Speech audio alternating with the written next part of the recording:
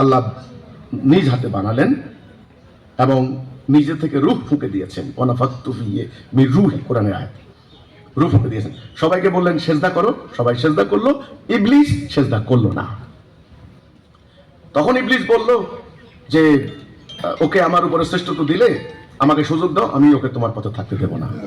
এই তো সংক্ষেপ কথা হচ্ছে এখানে যে আল্লাহ মানুষ নামক অর্থাৎ আল্লাহর এই খলিফা, প্রতিনিধি, যাকে মাটি দিয়ে বানানো হলো কিন্তু তার ভিতরে আল্লাহর রূহ আছে, তিনি বলেছেন, আপনি বলেছেন কেন বানানো হলো, তিনি বলেছেন আমি দেখতে চাই, কোরআনে আছে আমি দেখতে চাই।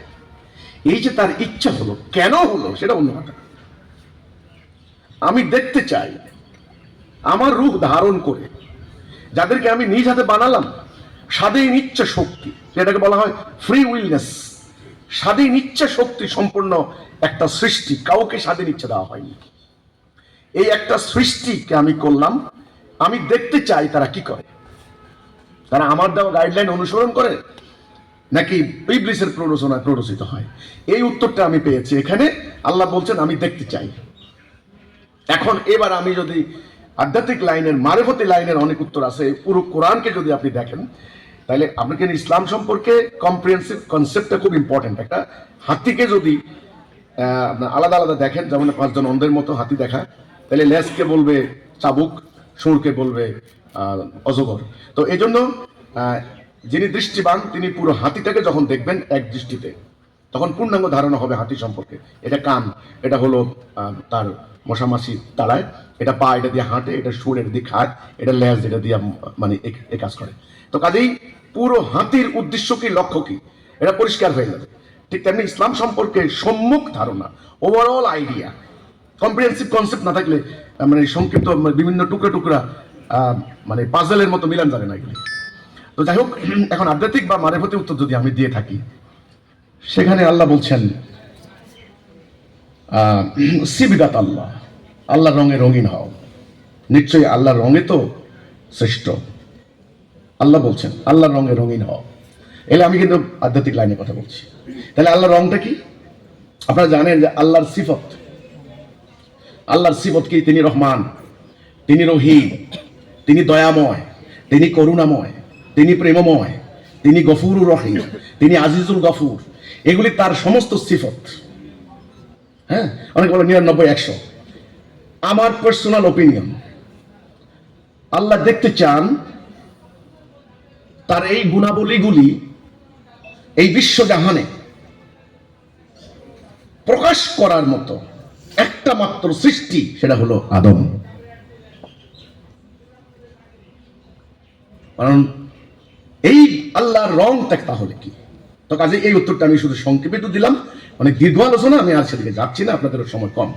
তো কাজে আল্লাহ দেখতে চান তার প্রতিনিধি এই পৃথিবীতে তার পক্ষ থেকে ন্যায় বিচার, সুবিচার, তিনি যে সুবিচারের মানে প্রকাশ, সত্যের প্রকাশ, এটা যেন এই আদমের মধ্য দিয়ে হয়।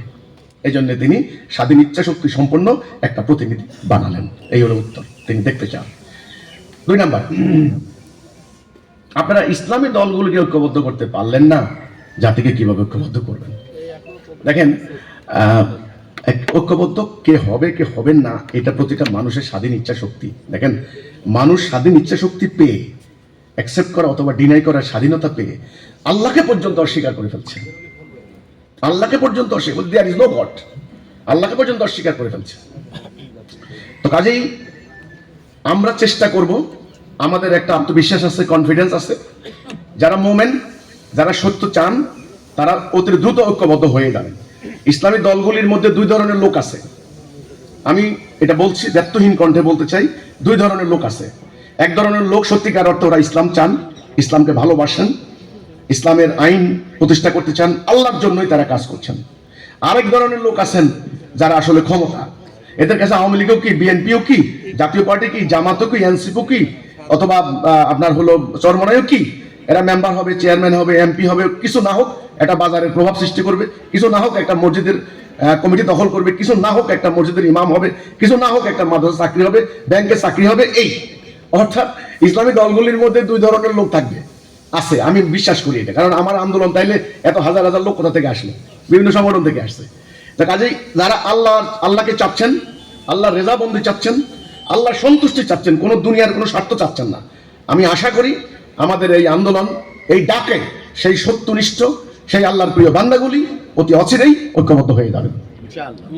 নাম্বার 3, আপনি বলেছেন রাসূল সশস্ত্র যুদ্ধ করেছেন, আপনারা এইভাবে আলোচনা করে দিন প্রতিষ্ঠা করবেন কিভাবে? আমি আপনার জ্ঞাতার্থে যেটা বলতে চাইবো, দেখেন পবিত্র Quran is the complete code of life. একটু প্লিজ,